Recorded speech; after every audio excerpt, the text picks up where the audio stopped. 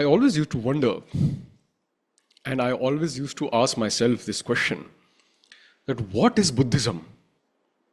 What are the practices and philosophy of Buddhism?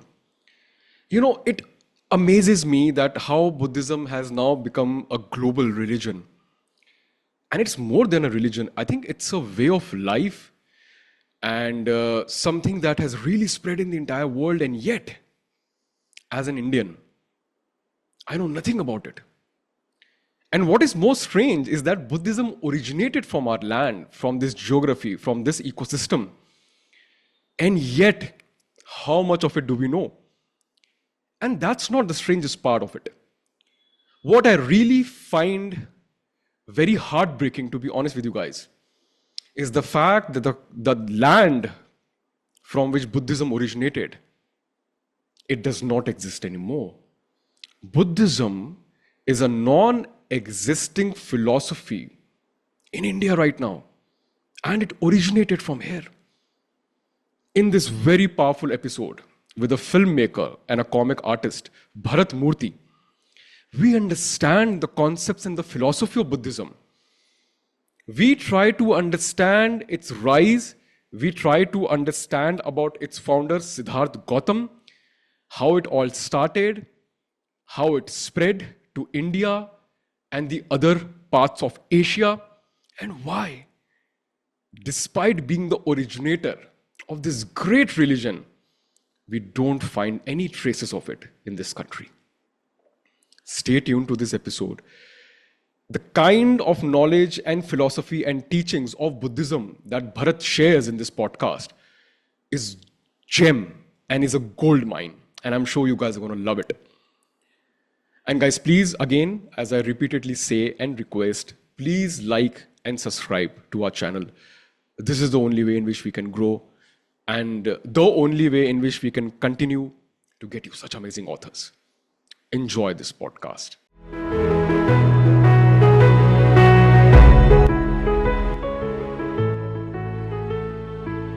Bharat, thank you so much for being a part of Discovery of an Author podcast. I really wanted someone like you to come on the podcast to talk about graphic novels, art and industry. And again, thankful to Ikroop for getting us connected and for you to taking out time for us. So welcome, Bharat. Thank you. Thank you so much. And it's a pleasure to be here. And I hope we have an interesting conversation. Absolutely. Absolutely. And I think this is going to be a very unique and a different conversation. I really want to bring out a lot of things from you within the ecosystem that we're going to talk about right now. But before we move, Bharatna, I really want you to introduce yourself. I want you to talk about who are you, what you're doing, your current profession, what all areas and what all verticals are you involved in. So as much as you want to tell our viewers about you, please, Bharat. Okay.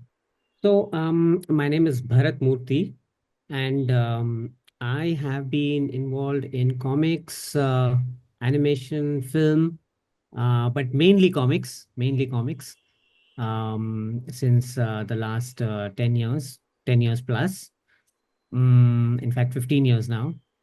And I studied painting in MS University. I was graduated from there, and then bachelor's. And then I studied filmmaking in Calcutta at Satyajit Ray Film and Television Institute. So film direction, I did film direction and screenplay writing. फिर उसके बाद I started making mainly documentaries, and I also worked in Bombay for a bit as assistant director. In fact, I was the chief assistant director for a film called Bheja Fry. Oh, And wow. is the only film that I've actually worked on, and it was kind of a sleeper hit of that year. But my interests were elsewhere, and comics gradually took on more and more of my time. And because I was also very keen on developing a kind of a comic scene in India, which did not exist till then, particularly in the space of the graphic novel. And so I decided कि I should do something about it. And I started writing and drawing comics, and also slowly got into independent publishing as well, thought about, because in a very small way, of course, but trying to contribute in my own way to the growth of the medium. And then I started teaching also. I've taught at Film and Television Institute of India, Pune, in the film direction department as both assistant and associate professor. In fact, I was involved in the admissions of that batch, which included Payal Kapadia, Shahi, etc. Payal Kapadia, as you know, is won an award in Cannes and all that. And they were also the batch which did the strike. So my involvement with FTI has been with that particular batch mainly. And then I quit, and then I started teaching comics because my interest was more and more in that area. And by the time I'd already released my first graphic novel called The Vanished Path, a graphic travelogue. And then I started teaching at Srishti, which is now Srishti Manipal Institute in Bangalore. And it's an art and design institute. And I teach comics, animation, film related subjects currently. And I'm looking forward to developing or drawing more, working on a new book now, uh, a long biography of Gandhi. This is a new project that I've started. I've just started. And I'm also adapting Gandhi's book Hind Swaraj into a comic. So which is something that no, it's not been done before. So it's my attempt to look into Gandhi's political philosophy. So yeah, that is a brief summary of what I've been doing so far. First, let's understand the basics, huh? And then we'll go to the book. Yeah. What is a for anyone who's listening and wants to understand this vertical? What is the difference between a comic book, Hmm. comic, and a graphic novel? I mean, are Yeah, they these two. interchangeably used? Yeah, there is Uh, a specific distinction. I just want they to understand. Yeah. So they are interchangeably used. The word is used. In fact, a lot of the people who are making comics, makers, creators, they have little hesitancy. They don't like the term graphic novel so much. Because Oh, it also kind of separates itself from the world of comics. Because people who make comics, they like comics of all kinds. It's popular stuff, serious stuff, and something that is just frivolous. okay. And they have enjoyed comics since their childhood. So people have read different kinds of things. And so whereas a graphic novel has kind of the word has a certain kind of a pretension to it, which is a literary pretension. And so comics people generally are a little hesitant to use the word graphic novel. But the graphic novel term is now very much part of the uh, ecosystem or the lingo, and is part of the culture. It was a term actually introduced by marketing departments of publishing companies because they wanted to. So this new kind of comic book that was emerging in the 70s, late 70s, early 80s, including Art Spiegelman's Mouse, which won the Pulitzer Prize, and that was a kind of a moment for comics. So they needed a new kind of term because people associated comics with children's literature and children's books in general. So the publishers decided to kind of market this new term called graphic novel. Um, but though we don't like it, the term has now it's now pretty much part of the industry as such. So we use it. But if you want to kind of define it and differentiate thoda sa, you can say that the graphic novel is a much more a longer book, longer stories, more in depth, more serious narratives, comics that are aimed at adult readers, and ready to tackle all kinds of subject matter, and they're not just for children. Sorry for the interruption, but our YouTube statistics show that around 65% of all of you who are consistently consuming our episodes are not subscribing to our channel. So this is my request to all of those who do enjoy our content and are finding value in it to please subscribe to our channel. This is the only way in which we can grow. Thank you, and please continue watching and listening to this episode. I want to start with the book, The Vanished Path. So I'm going to say certain things about the book. I absolutely loved your book. I devoured it. It was so good. The narration and everything, the art style, certain instances wherein there were moments when both of you and your wife, you were shocked to know certain things. You were like, acha, this is the misconception that they have, and the way you have shown it is for the mature audience as well. And the topic that you have used in the book is, so it's basically a travel log based on your personal travels to all the Buddhist sites in India and Nepal, right? You wanted to visit all the major Buddhist, it's like a pilgrimage, right? जो हम भी, जो Hindus भी करते हैं. So it's like a pilgrimage. You went on a pilgrimage to all the Buddhist sites of India and Nepal, because that is where majorly... These were the Buddhist sites specifically related to the places that the historical Buddha was traveled. These are the spaces where this is the route that he himself traveled over every single year. So there was a travel route that he and his, of course, his followers used to take. Yeah. And the travel route used to begin from Rajgriha. Rajgir today, it is in Bihar. And that is where it was the capital of Magad in those days. And then the Magad capital shifted to Patliputra later. But in Buddha's time, it was Rajgir. Okay. And it's the Mauryas who made who made Patliputra the capital. Yeah. So Bharat, yes. So sorry, please continue. No, so I just want to say that he traveled, and he would travel up north and go to his home territory, which is the Sakya territory, Kapilavastu and all that, and then travel west to Shravasti, which is the Kosla region. जो Kosla है आजकल, this is Awadh, that same zone. The Lucknow belt, huh? Lucknow belt. UP Awadh. Lucknow belt, huh? Awadh. Yeah, which was Kosla at that time, in those days. So another kingdom, and then travel south again, come to Banaras, and then go east again and reach Rajgriha again. So that was a yearly kind of a travel route. Okay. So that is what you have tried to trace, that you tried to visit in the same order. No, in the same not order? really in the same order, but this is the route that he used to. Okay. So Bharat, what fascinated me, of course, the art, the narration and everything, but also what fascinated me is my lack of knowledge of Buddhism. It fascinated me.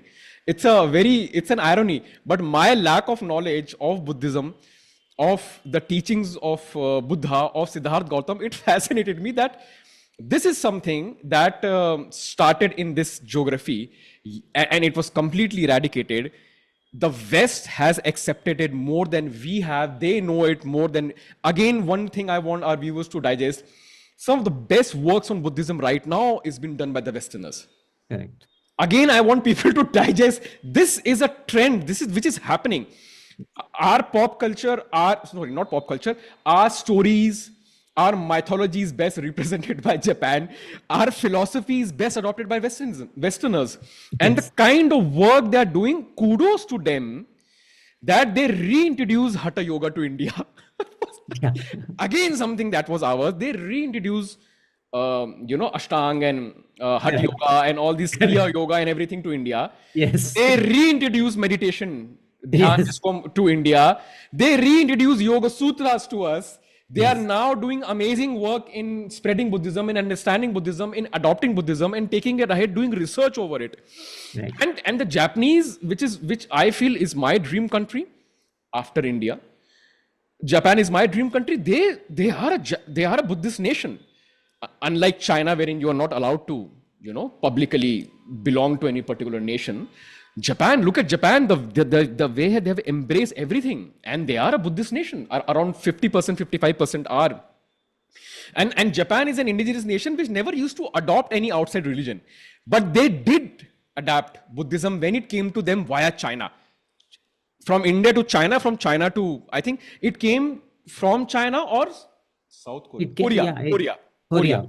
Korea या China से आया था उनके पास. Yeah, but I think it was. they have in fact preserved an ancient Indian script called the Siddham script, which is the earliest Buddhist writings in पाली किस Hindi. Language में है ये?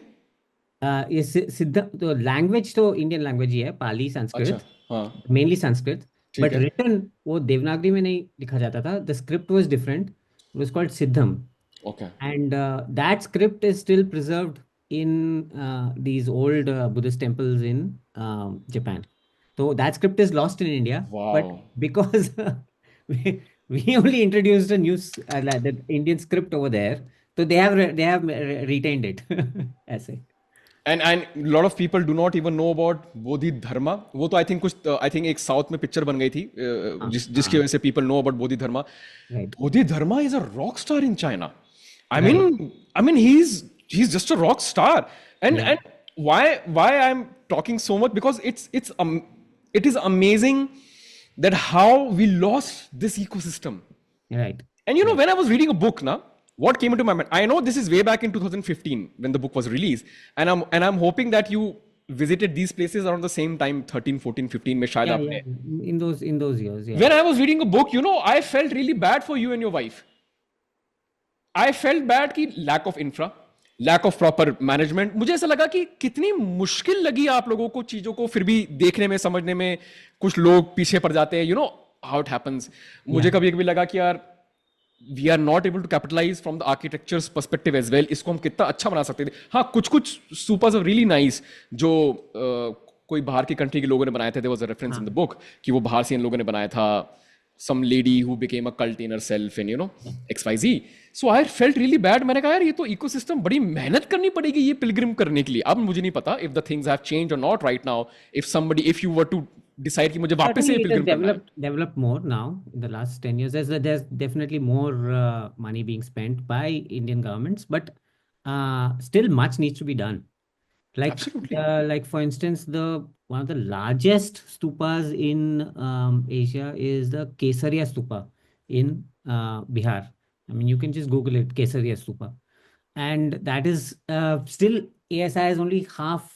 It's like half the stupa is still pahad hai. Half the stupa is partly excavated, so you see only part of it. The entire stupa is like huge. So and nobody goes there. But it is a massive stupa.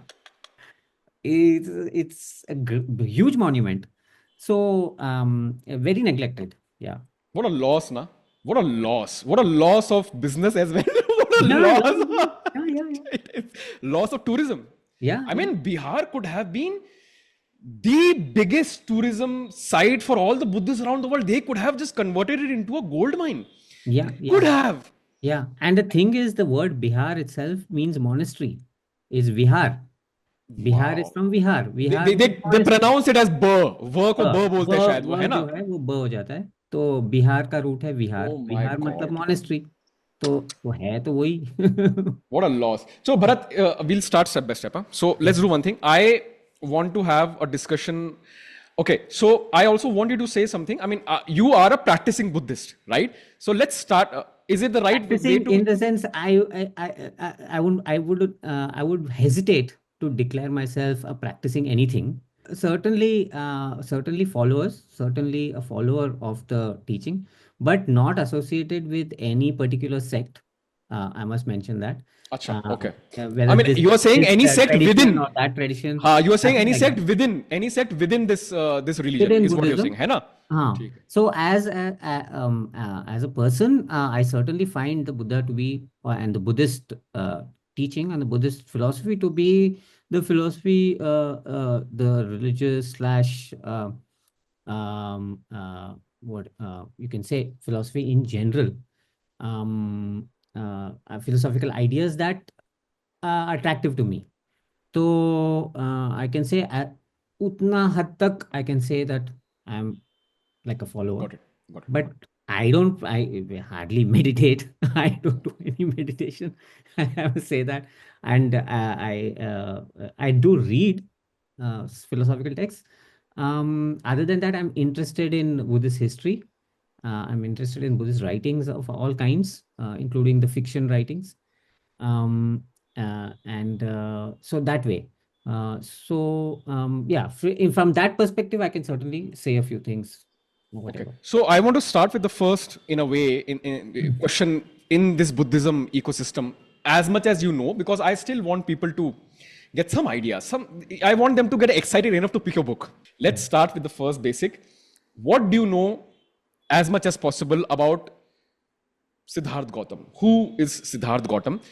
Mm. Because again, as I told you, I don't even know whether he was an Indian or he was from Nepal. So I want to first, because why I'm asking this question, because towards the end of the book, you have specifically talk about his journey. So he first the dates. So he was someone who lived in the 5th century BCE, that is before the Common Era. That is approximately 480 BCE to 400 BCE is the time. It is about 150 years before Ashoka. Okay. 150 years before Ashoka. ठीक है. Huh, Okay. something like that, roughly. My dates are all not exact, but roughly. And so he's also known as the Shakyamuni. Shakyamuni.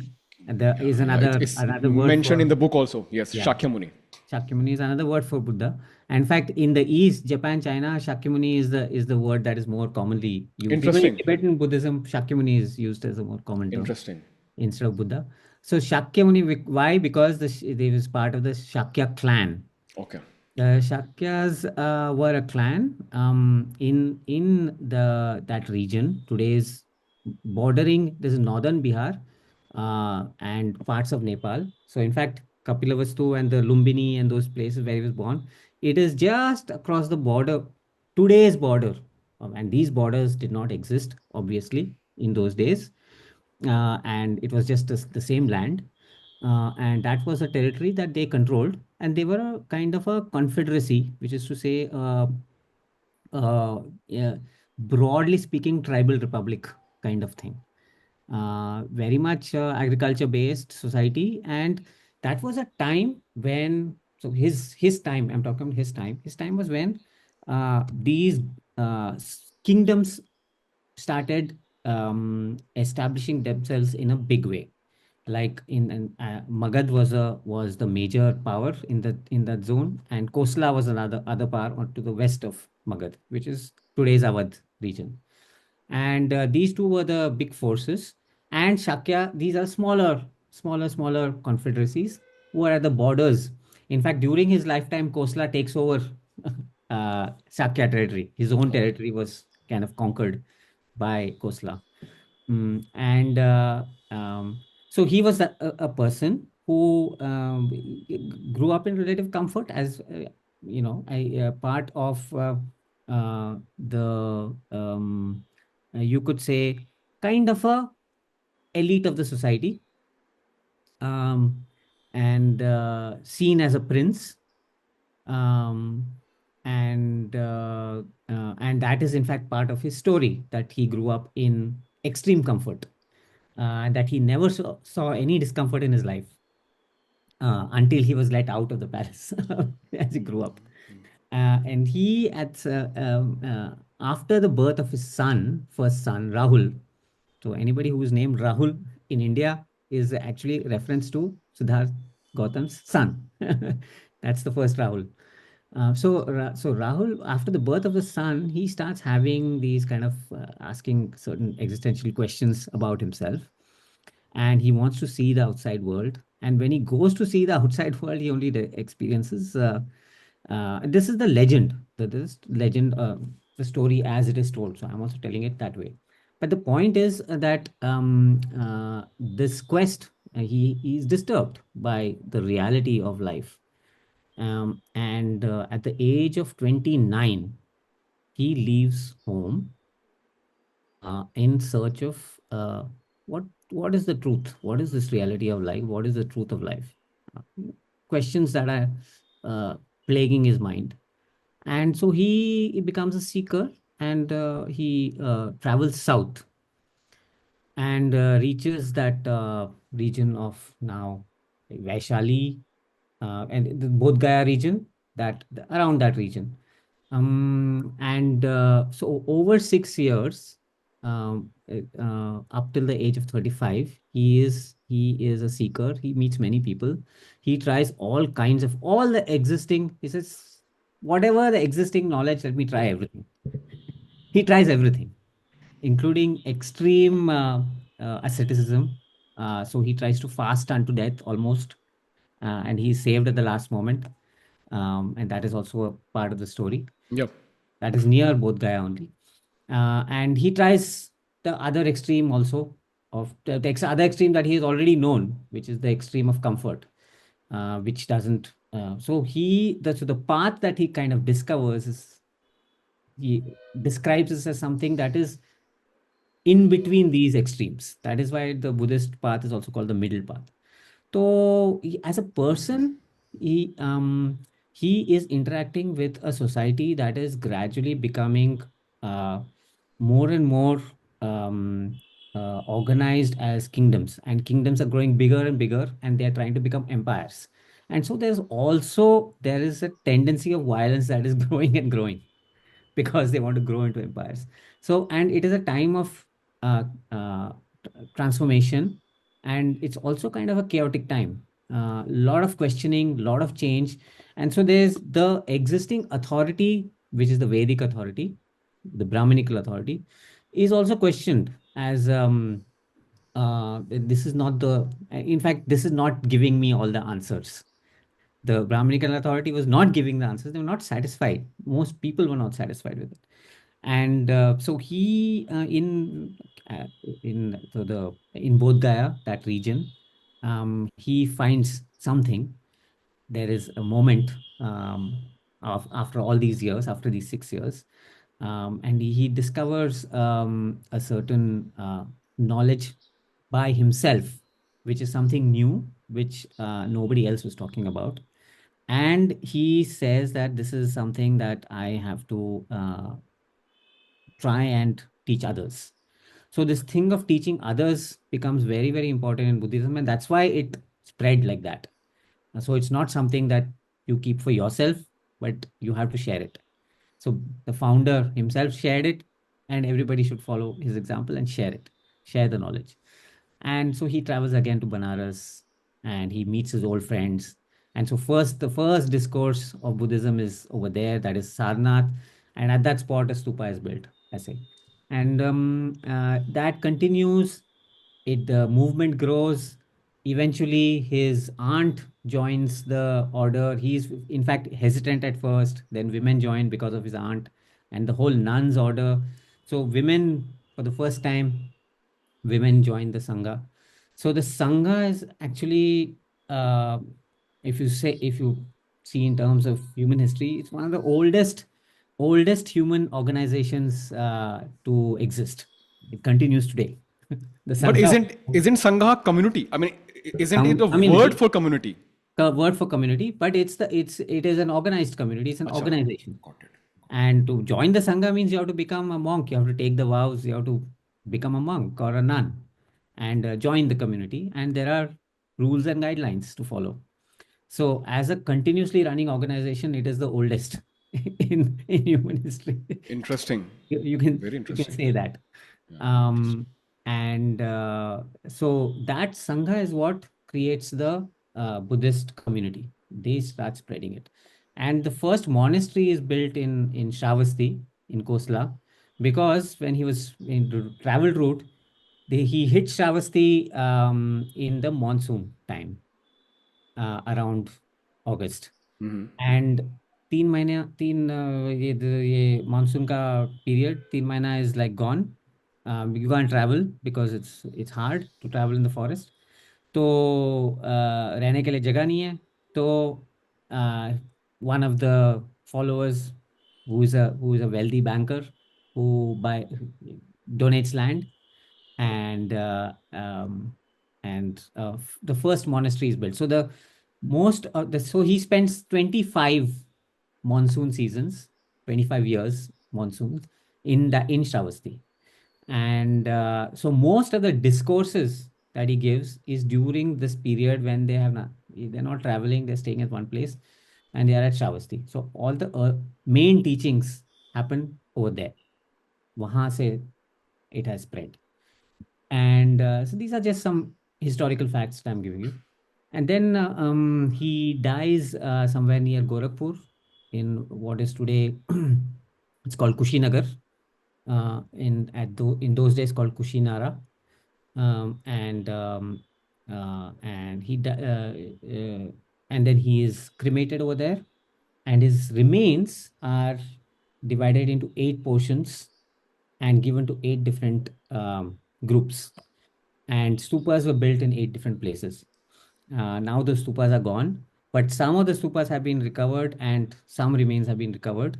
एक तो वैशाली में है. These are there in the National Museum. Patna में भी है. It's kept under lock and key. एक With his पूरा relics. just one With his wire. relics, right? Relics. Yeah. And they are very, very precious things. So you have to buy a separate ticket just to go and see the relic. The whole room is just for that one relic in Patna Museum. So like that, it's there. Some of the things have been dug up.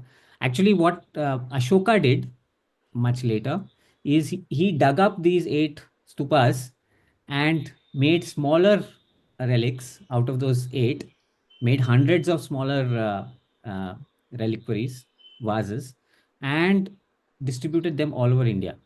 So stupas were built everywhere with his relics. Even in Sri Lanka, I guess? Even in Sri Lanka. Because So he was very instrumental in... Correct. So he sent his daughter, son and daughter, to Sri Lanka with Sangamitra and Mahindra. Yeah. So he sent one relic thing with them to Sri Lanka. So that was a kind of a diplomatic tool. Absolutely. Yeah, it's a political tool as well. Yeah. To create diplomatic relations with and extend one's influence of the empire. So first empire in India started with Buddhism. This is the Mauryan Empire you're talking about. Mauryan Empire, yeah. So but from the time of Ashok, not from the time of Chandragupta, right? From the time of Ashok. Time of Ashok. So is the space, that region was a space where Buddha lived and preached. So all the monasteries, the big monasteries, became part of that region, Nalanda, etc. Some parts of Orissa, some parts of Bengal, that whole region. And so it grew like that over 1,500 years. So, Bharat, what also used to always again then confuse me a lot. Okay. Yeah. Right now, whenever somebody says Vipassana, because again it has become very popular. Yeah. In a lot of Hollywood movies and TV series, you have people using the word Vipassana. Yes. Oh, I'll just go to India for Vipassana. Yeah. You will know Harari. I think his book Homo Deus, in that introduction of foreword, he has dedicated that book to Goenka. Who was मैंने वो देखा नहीं. हाँ, अच्छा, okay. उन्होंने लिखा हुआ उस पे कि my guru Goenka, GD Goenka है क्या, कौन सा नहीं, sorry, GD Goenka तो स्कूल है. Goenka, who was the founder of Goenka Vipassana, because he was a very ardent practitioner of Vipassana. Yes. और मुझे तब लगता था कि Vipassana is some Vedantic vertical. I had no idea कि Vipassana is associated with Buddhism. I thought it is Vedantic. मैंने कहा वेदांत की किसी स्कूल को फॉलो करते होंगे या कोई हमारे जो भी हिंदूज के जो भी इतने सारे स्कूल्स हैं उसी किसी एक स्कूल को बिलोंग करता हो. No, I was wrong. I had no idea it was Buddhist. So he had dedicated. So Vipassana is very famous. Bharat, what if you definitely, you obviously were born in a Hindu family, right? You were born like by birth. You were born by birth. But then you did find something in the teachings and the philosophy of Buddha that really impacted you, right? Yes. So if I want to break down the teachings of the Buddha as much as you know. Let's say if today I follow Sri Aurobindo and Mother, if somebody asks me, hey Raghav, what is their yoga? I can tell about the integral yoga. What they taught is the integral yoga. This is basically what they were trying to do. And I am also now trying to explore. I'll be able to just tell them what it is because I'm deeply associated with that. I really want people to know what is then the teachings of Buddhism. How did it spread so widely? And in the book also you have mentioned that this is a very scientific philosophy or a religion. So I know that Buddhism is linked with science very frequently. The reason that I've heard that Westerners also adopted Buddhism is because they found it very scientific. So let's start with the teachings. I think this is what I've heard. I could be wrong. Did I actually say scientific in the book? I'm not sure, but कहीं ना कहीं था कि it's we follow Buddhism because it is very logical and scientific. As in one of the characters says that. Yeah, one of the characters says that. One of the characters says that. Yeah. So let's start with this. I wouldn't say that. Yes. Okay. So I wouldn't say that. वो character का वो it was the way that character. Obviously. हाँ तो teaching से start करते हैं कि what is then the core teachings of the Buddha? Well, the main thing is it's easier to talk about it in terms of what it is not. Let's do that. Yeah, let's do that. Yeah. In the sense that the main thing is that it does not depend on like satisfying some god or deity. Yeah. So there is no transaction. There is no transaction.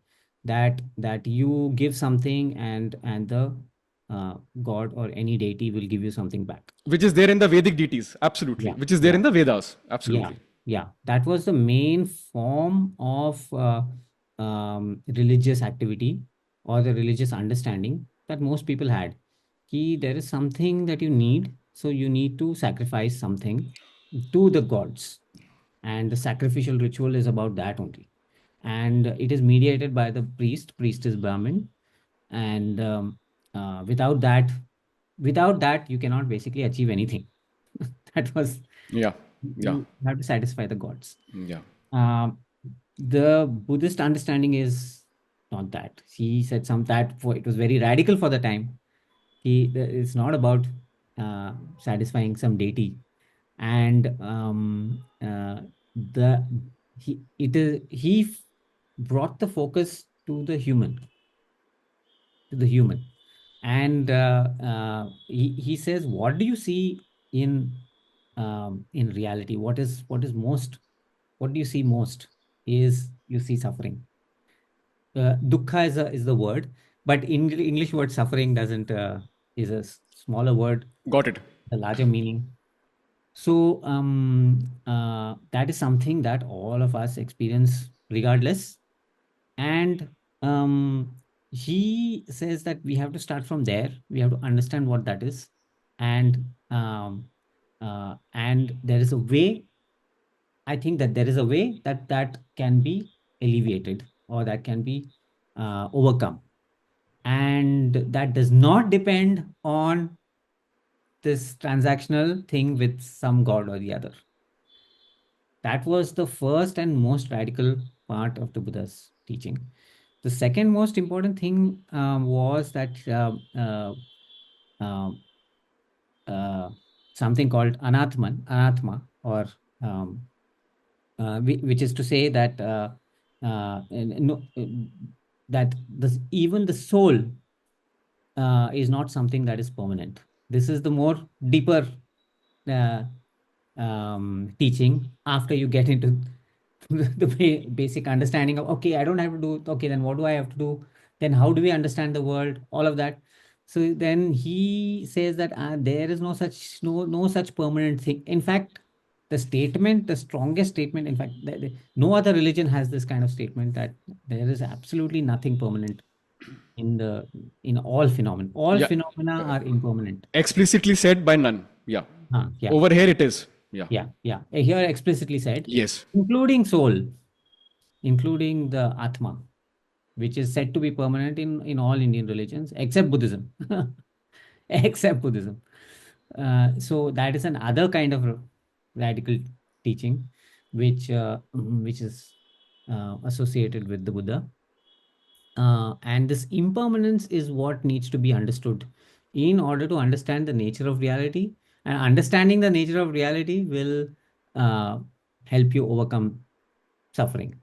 So nothing is permanent is what you're calling impermanence, and that is what Impermanence. is important for you to understand to really Yeah. see what it is, the Yeah. way things are.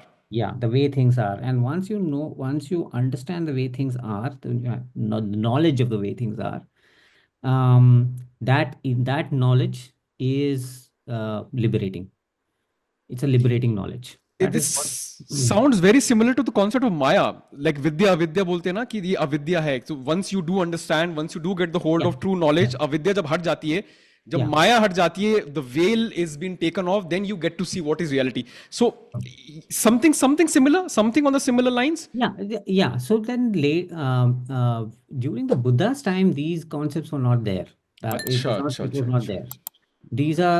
These developed much later when Buddhism was very well established. And there was then a lot of give and take Hmm. between the developing Brahminical religions, Puranic religion, Yeah. as we call them. I would call them Puranic religion, which is Vaishnavism and Shaivism Yeah. broadly, and its tantric Yes.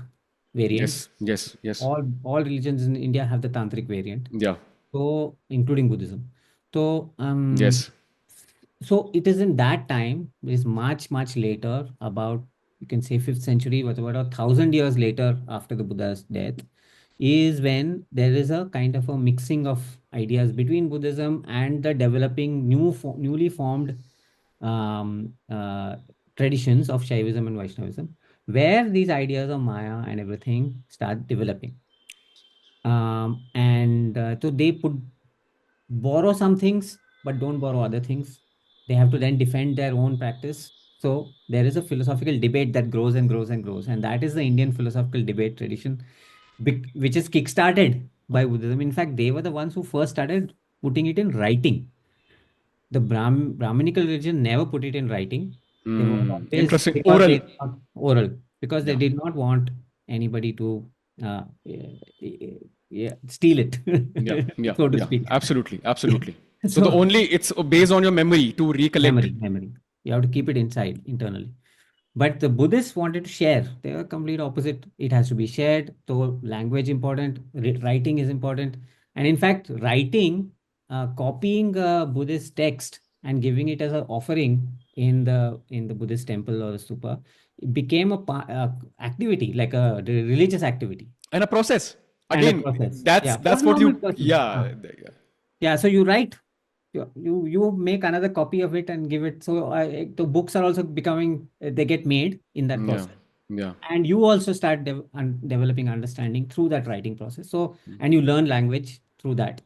So these Buddhist centers became major educational spaces, and they were the ones who democratized and secularized Sanskrit language.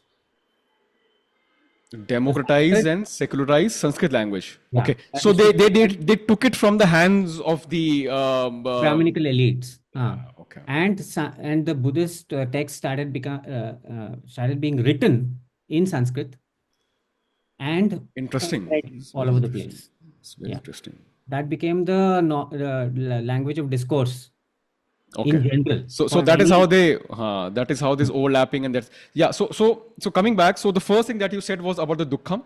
The Yeah, second thing you said was about the impermanence. yeah, Let's move on if there are more elements associated with Buddhism. yeah. And then there's a third element, which I think three elements is what I would crudely put it. Uh, the third element is the understanding or the doctrine of dependent origination, which is to say that all phenomena, anything that has an origin, is dependent on other phenomena. So there is no beginning point. So That all again, phenomena are dependent on other so phenomena. again, sounds like the concept of karma, cause and Yeah, effect. yeah, cause and effect. So so this is the Buddhist understanding of karma, which is that there's no origin point for the cause and effect. So there is no like beginning point. everything has other dependent. So there is always anything that has an origin is dependent on something else. Any phenomenon that has an origin, which can be said to have an origin, is Makes dependent on sense. other. So So there this is is no patient zero. There is no patient zero. there's जैसे no बोलते हैं ना yeah, कि yeah. zombies आ गए, who was a patient zero? There was no patient zero. Yeah, so there's no Maybe in the beginning. In the yeah. beginning, the वो नहीं है. As most religions have, like there is a big in the beginning. There was nothing. In the beginning, the Bible has in the beginning was the Word, and the Word was God. That sort of. So there is always a beginning point, origin point. For the Buddhist understanding is that there is no origin. So it's this dependent origination. So all origin is dependent on other phenomena. So there is this interconnectedness of phenomena. That is the uh, understanding. And the third very you could say unique kind of idea that Buddhism has, as opposed to other traditions. So dukham, impermanence, and there is everything is dependent on anything. Everything is Yeah, dependent on everything. I mean, yeah, like there is this dependency. There is yeah, no origin as such. yeah. Even the origin could have been dependent on something. That is why it got originated. Is Yes, basically what you're trying to say. correct, correct. Then okay, so if okay, let's so these are the kind of like three pillars, and tell me what I know. I'm gonna say what I know and correct me. I think Buddha was the first enlightened. Okay, we'll come to enlightenment part later. The first person to publicly also say, and I think because all of the discourses are written, like whatever discourses, is that a So here fact I that must, more or here, less? yeah, Yeah, this written thing, I must say that in the Buddha's time, writing was not used. The Buddha's time, it was oral. And so a series of events happened after the Buddha's death, which are important in the history of Buddhism, which is the Buddhist councils. So the first one happened, I think, about a week or something after his death. Uh, and then about 100 years later, like there was another Buddhist council. And then there was a third one, which was held by Ashoka, where he got all the important people and held a grand thing. That is when the writing bit started. Because Ashoka was the one who was doing in this stupa, yeah, Brahman pillars and everything. His pillars and his his stuff. yeah, So edicts. yeah, so at that time, the focus on writing started happening. Until then, it was the memorization was happening of the discourses during his lifetime itself, and it was being memorized by his disciples and passed on, memorized, passed on, and so the writing bit. So that same thing that they had memorized, they started putting it in writing, and yeah, the in Pali. So that's why the Pali thing is preserved, and it's an ancient Indian dialect. It's also called Ardh Magadhi or something like that. Um, and that dialect has been preserved as the Buddha's discourse, and these are forms of Prakrit. It's not Sanskrit. It's the spoken languages of the time. Common So this man's wasn't dialect. common Yeah. language. That's what this was also another important element of the Buddha's discourses. And It was widespread not as in well, because it was not in the elitist Sanskrit correct, language, which was not even accessible to the commoners. correct. That is another element, and they were not in verse form, unlike the Vedic text, which is in Yes. shloka form and this verse form. Poetic. It is more poetic. It is, I think, Buddhists must have been more prose oriented, wherein Prose, you could, yeah. yeah, it was in prose form, and the form was always that of a reportage, journalistic. Which if you read it, you'll know ki it's correct. Or Yeah, maybe there is some, yeah. So validity it or is always some. said. So the whole all these Pali discourses always start with in Pali is evam me sutam. ऐसा मैंने सुना, अच्छा as अच्छा ऐसा मैंने सुना, ये जैसे रिपोर्टर है। इतिहास को बोलते हैं ना, एज इट हैपेंड, हाँ, लाइक एज इट हैपेंड, हाँ या या ऐसा मैंने सुना, दैट इज ये सुनाई बात है। या ये कोई डेटी वाला जो या गॉड की बात या नहीं है, ये मैंने सुना है। या मतलब ये आई एम द तो सोर्स ऑफ द इन्फो कि ये सुना है, info। Not somebody who gave it to me from a higher up, हाँ, जैसे जैसे न्यूज़पेपर, अब्राहमिकल में और हाँ उसमें करेक्ट, होता है, आई नो। जैसे न्यूज़पेपर में एज रिपोर्टेड बाय, ये या रिपोर्टर का एब्सोल्युटली रिपोर्ट है। तो absolutely So every discourse starts with this sentence. It's a reason for it. So that this is what I heard. Once the Buddha, evam estam, this is what I heard. Once the Buddha was in Shavasti, he was sitting there. Somebody came and then they had lunch together. So they were served lunch, something like that. And then after lunch, they sat together and then this question was asked. And then the Buddha said this in reply to that question. And then another question was asked. So the discourse goes on like that. So it is like it's a proper text form. And that is something also, it is for the first time I found it is ancient Indian literature in text form. So it's also a different thing that most people don't know about. Ki, Yeah, that is very fascinating. yeah. Yeah, and I think, okay, we'll again come to the later. Bharat, what I want to also understand, I mean, we had the Vedic culture before that. Obviously, there were multiple sects in the Vedic culture, as you rightly said, Shaivism, Buddhism, Tantra, Devi. A lot of things are also there.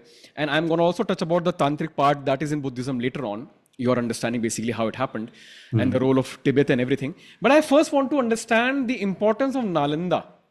Was Nalanda University, was the establishment and the popularity of Nalanda University something that really, really made this religion global? As in, because did Nalanda attract a lot of scholars from different countries to come and learn Buddhism?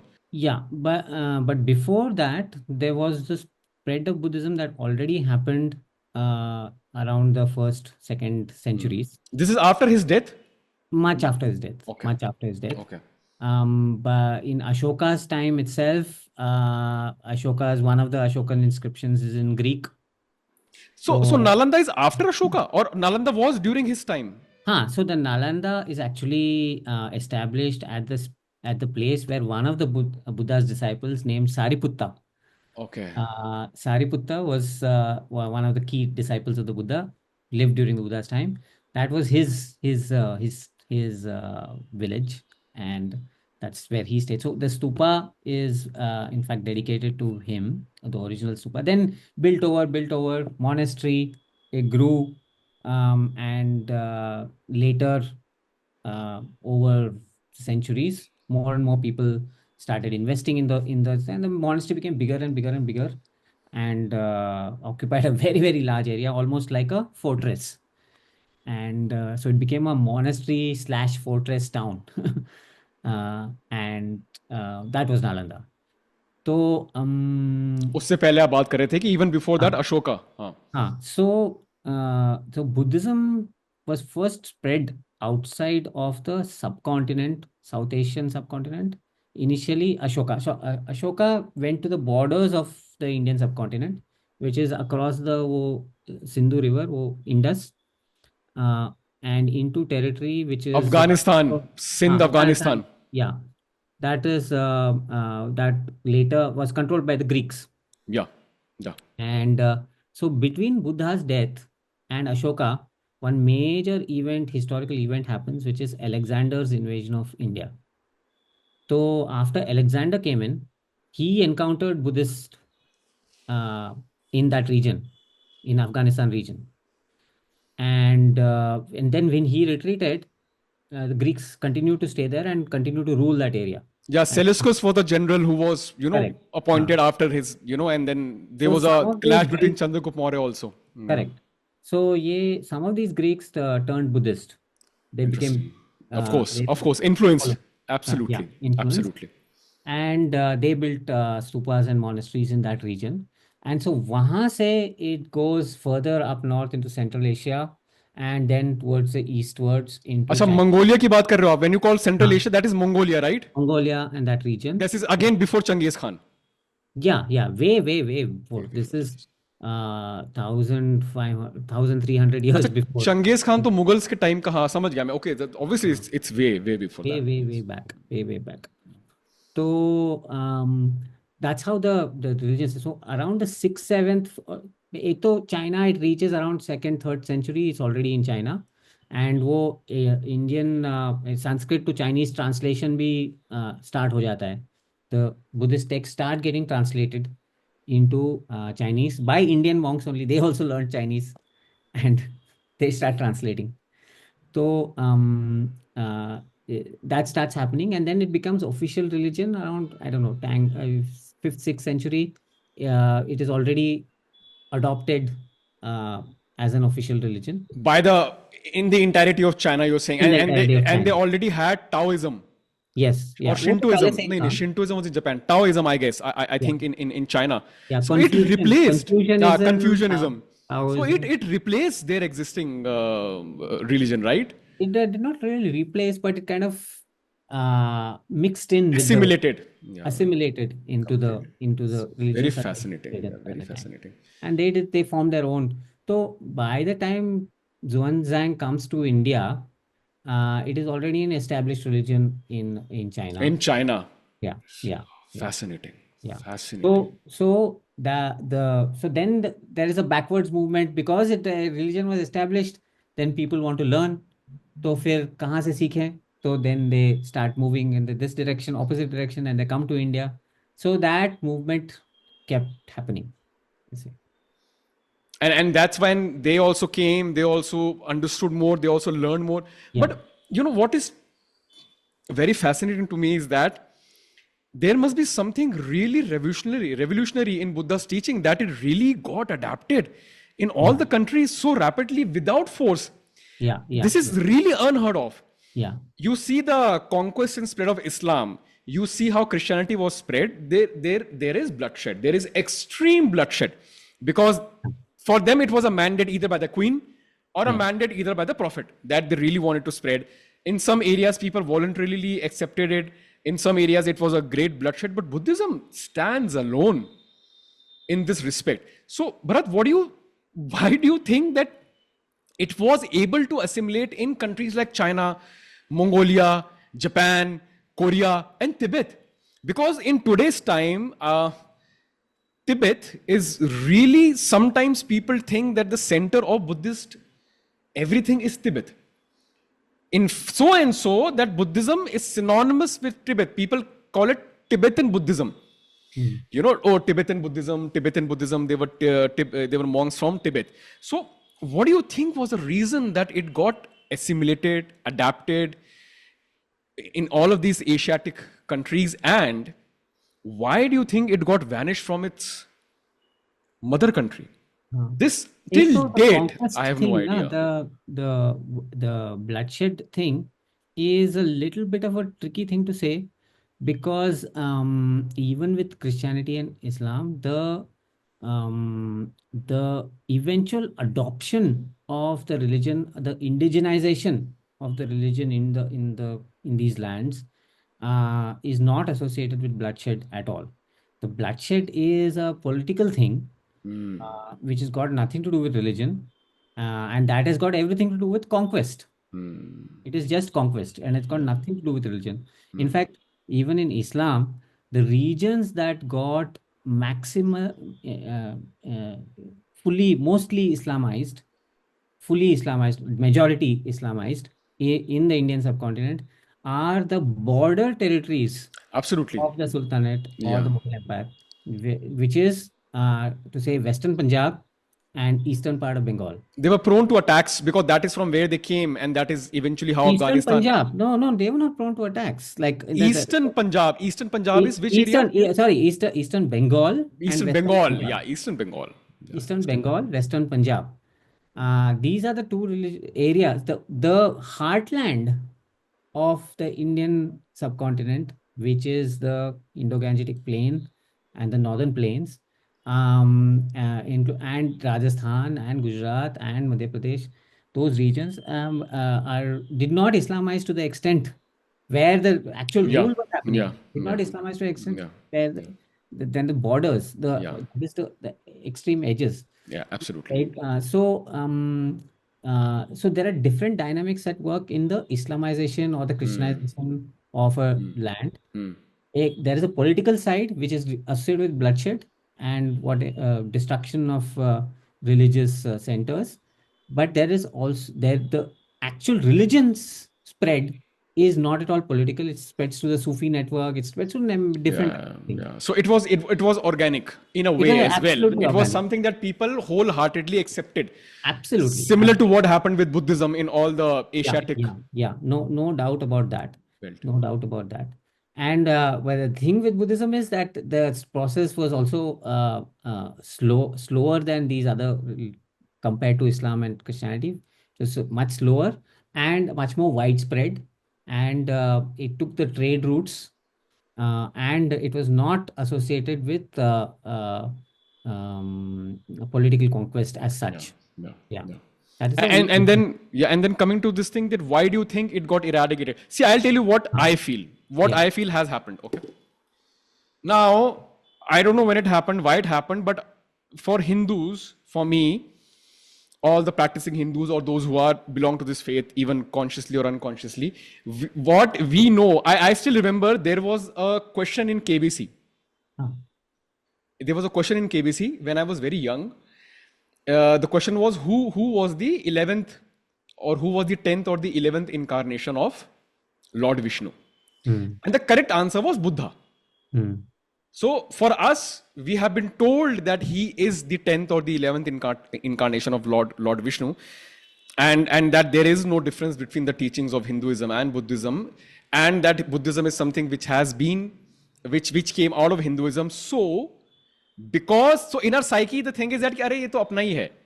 When you start saying this thing ना, अरे ये तो अपना ही है, your inquiry gets eliminated, your inquisitiveness gets eliminated, you then do not seek it voluntarily कि let me try to understand, because for you this is just like Vaishnavism or Shaktism Yeah.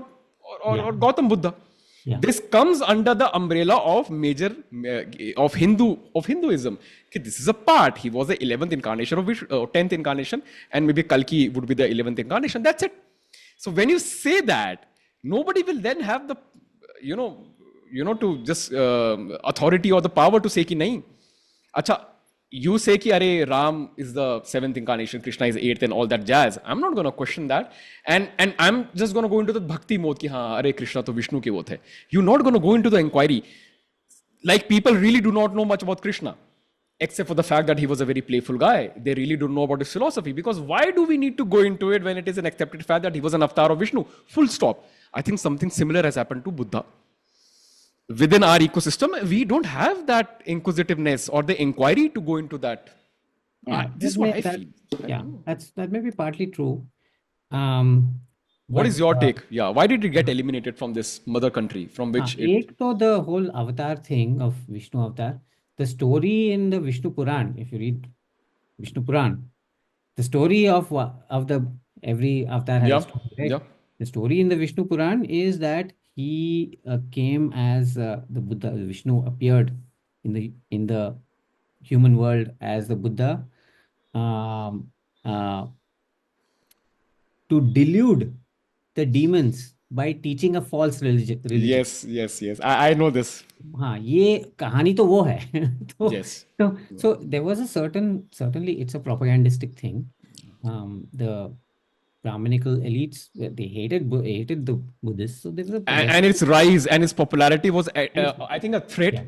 And I think these are facts that we should very openly address. It's a fact Yeah. that this is what happened. Yeah. हाँ, तो विष्णु पुराण पढ़ो तो वो कहानी तो वही मिलेगी उसमें. बिल्कुल ये मैंने भी पढ़ा हुआ है. Yes. हाँ, तो the so it is also propaganda. That's a false religion, and its popularity itself was something that worked against it. And also the coming of Islam had a major role to play, in the sense that the existing Brahminical elites sided with the new victors. They became the ministers of the new Muslim rulers, and they targeted the Buddhists. Yeah. So they were like, Bharat कि A को जला via them we can target and push them out. हाँ, so In that whatever. Yeah. हाँ, so certainly that happened. That did happen, and that also played a role. And so the actually the end was very gradual. It took a few centuries for the destruction to be complete. Actually, it's Nalanda was still continuing for another 100 to 200 years after it was destroyed in a small way.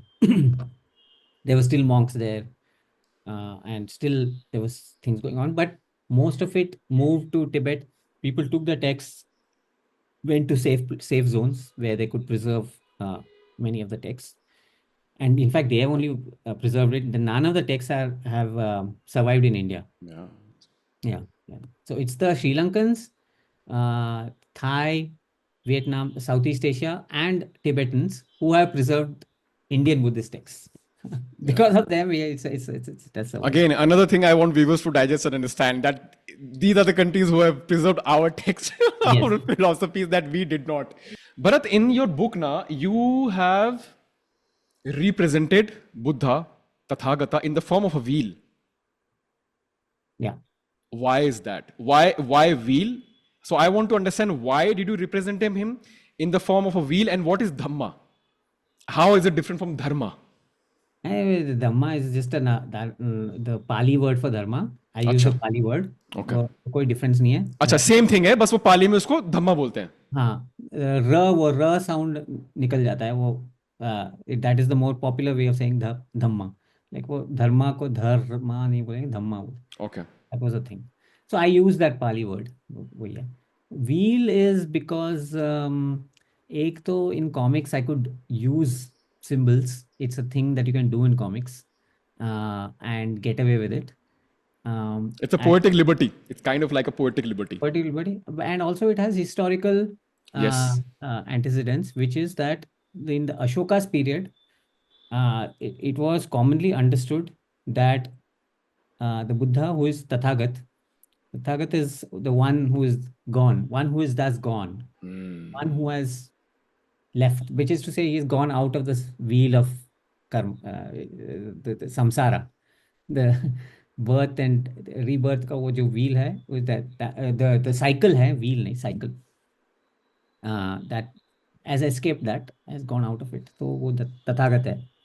तो जो तथागत है वो उसको कैसे represent हो सकता है? वो रिप्रेजेंट हो ही नहीं सकता.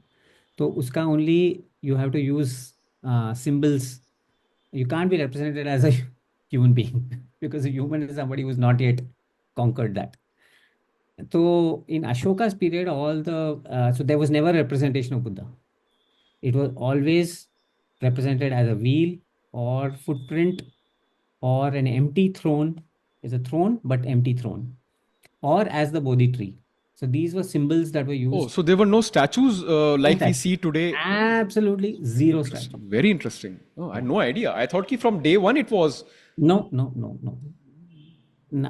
Statues came much later, post Ashoka.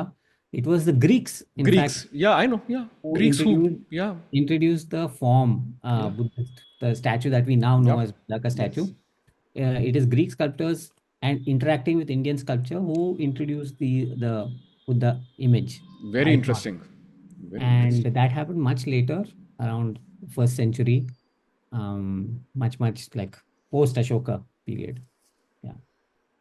So I thought I should do the earlier thing because comics maybe कर सकते हैं, and that used Yeah. to be the first way, because in the early days Buddha was not represented. तो मैं represent नहीं करूँगा, मैं भी नहीं करूँगा. तो Makes sense. You followed the tradition. Now, Bharat, I now want to move on to the next part, which is very important part, which is something that I always wanted to have a discussion with someone like you, who's really into this space. So we started our conversations with the graphic novel, the comic industry, and everything.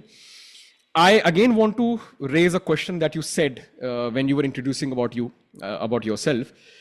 You wanted to do something for the current state of comic in India, the comic vertical in India. What is the current state of comic vertical in India? And why is it important to do something about it? okay.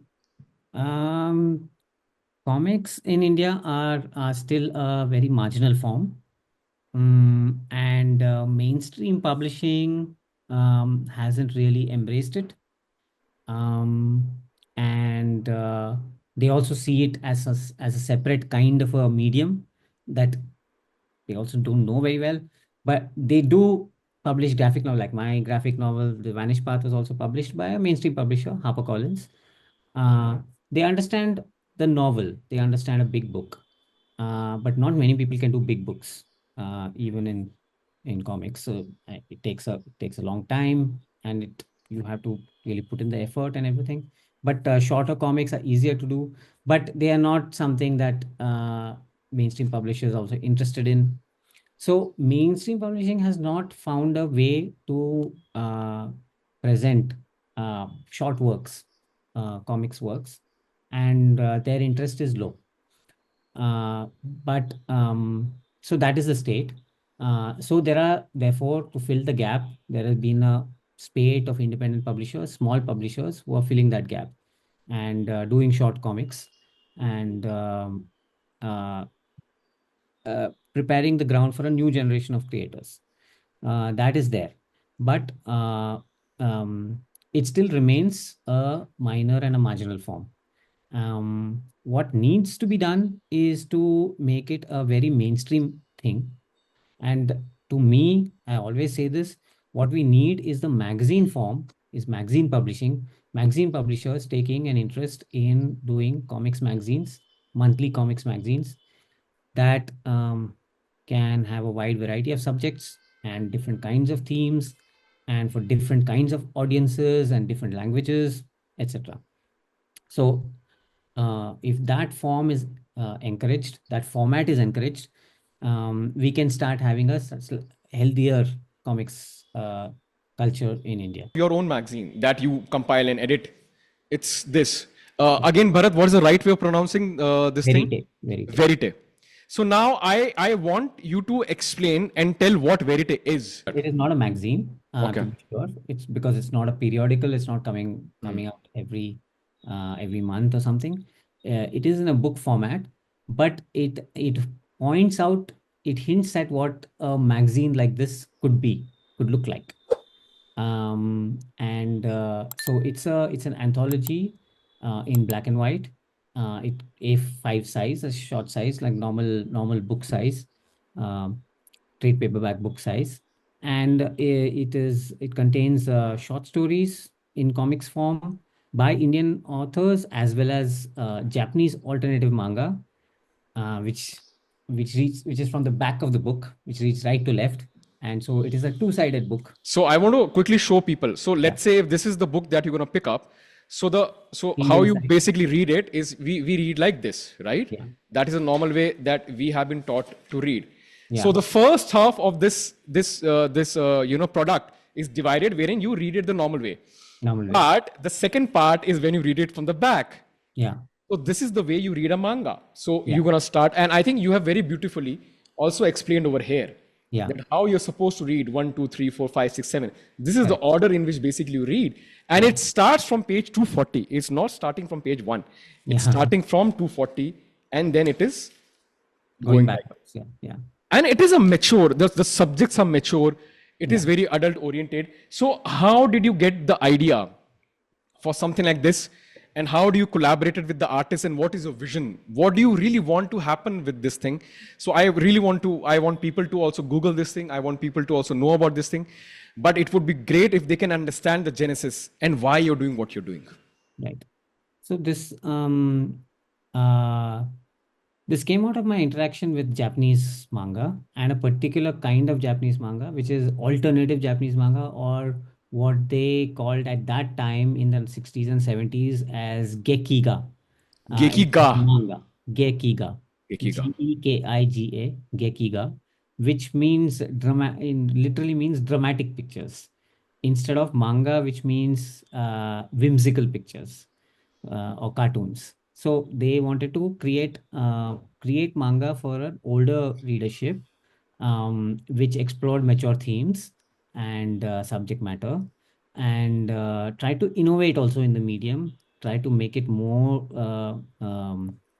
literary, and with more characterization and with more three-dimensionality in terms of what they're how they represent characters and stories. And that was an innovation that revolutionized manga in the late 50s, 60s, and 70s, and created a whole new genre of readership. And so that was very inspirational to me, because that something like that did not exist in the Indian space. Um, and so I wanted to create some a publishing enterprise, which is like, okay, let's do short books with like collections of short stories, keeping this idea in mind. And that was what uh, was the basis of, or the vision from which Verite started. And Verite is a French word, with meaning truth, Latin, from Latin, veritas. And so the word is truth. So the French word for truth is verite. So that is to say that we want to express um, truths in comic form. So that at least there is this ambition of going slightly more deeper than the simple entertainment that we used to all get in terms of comics. Yeah, so that was the basis of it. We've done 3 volumes now, and I keep doing more.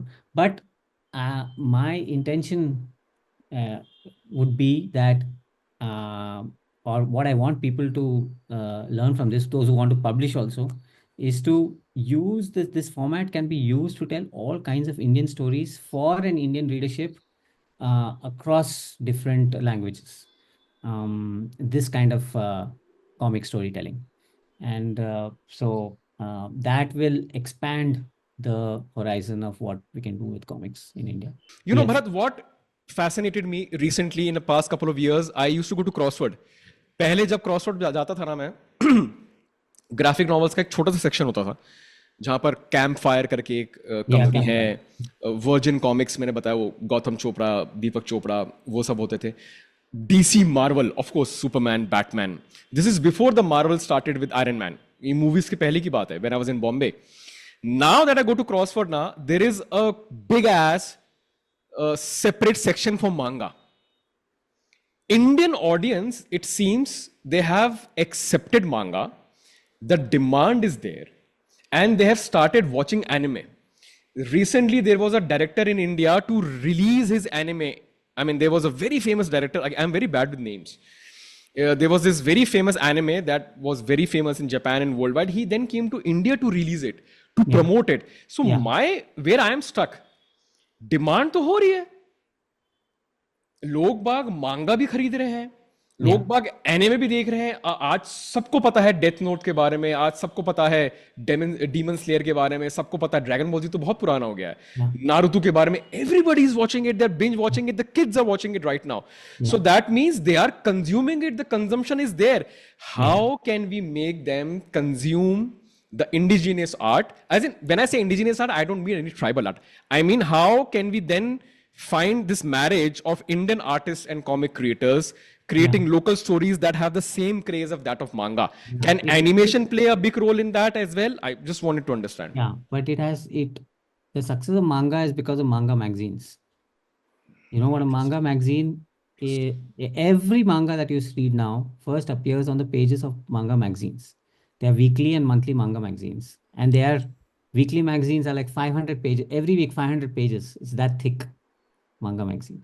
So it is the manga magazine ecosystem that created all these great works, all these international hits. Attack on Titan से लेके सब कुछ, Naruto वारुतो सब कुछ, everything has been first published in the magazine. And so these are cheap magazines. You can buy the cost is of equivalent to a sandwich or something, and every week. And so you have to cultivate the reading habit through the magazine ecosystem. So that is how manga succeeded. It's a very simple thing. There is no other complicated answer to this. Magazine ecosystem बनाओ, तो उसके बाद, so the animation also came because of the hit. It became first a hit in the magazine, then the collected book comes out, then उसका animation comes out. वो है chain. Animation doesn't come first. पहले magazine में it succeeds, then it becomes a collected book, then it becomes animation. Animation is the last thing that they do, then it goes global. So there is a step by step process to it. I mean, you have to follow the process. So you have to create that magazine ecosystem, and create the reading habit in the magazine ecosystem. It has to be available everywhere, grocery store, pawn shop, like newspaper के साथ the comics magazine has to be there. Like, Let's say our graphic novels, our comic books, the way the creators are creating, if we are able to develop a healthy ecosystem, how would it benefit a culture and a society? Again, what I want to know, and for viewers to also know, that why even try to develop this ecosystem? it's an other, it's an, it is another space to cinema. Like it's a complementary space to filmmaking, and it's an easier thing to do than filmmaking. And it can become material for, in fact, other media like cinema, games, and animation. So they can take from comics. So comics are like kind of a creating this kind of foundation for these other media to also survive. So they need content, they need material. So comics are a testing bed. So Bedrock as well. Yeah. yeah. So, and it's a visual form, and it's a space for people to express creatively, and you need those spaces. It's not just the cinema that is there. It's just another form. And what more can I say? It in fact it creates material for cinema. So so, and it's a testing hub. Like you can see what works and what doesn't work. See, this is a manga magazine. Oh, it's very thick. This, look at the thickness. It has I'll tell you about uh it has 700 pages of only comics and And graphic, this comes all out. packaged. What is the frequency of this magazine? This is a monthly. By God. 700 page है, like. So this is it. So you this is where the manga is created, you know. And this is from here the global hits emerge. Great, Bharat. This has been really good. And I Yeah. think a lot of information and material for people to digest and understand. Because again, this is very new for people. I mean, Right. they don't know anything about it. Very Right. few people do understand this. So I really wanted to. And this is just the beginning of the series wherein, I would really want all the comic creators to at least come out, get known, and if by this platform, by this podcast, people can get to know and purchase the books. Nothing like it. I think that's a Nothing like it. Nothing like it. initiation For for sure. that. For So, sure. Bharat, thank you again for your time and for coming on the podcast. And it was really enriching, really an fascinating experience speaking with you. Thank you so much for inviting me to your podcast. And it was a good, long conversation we had.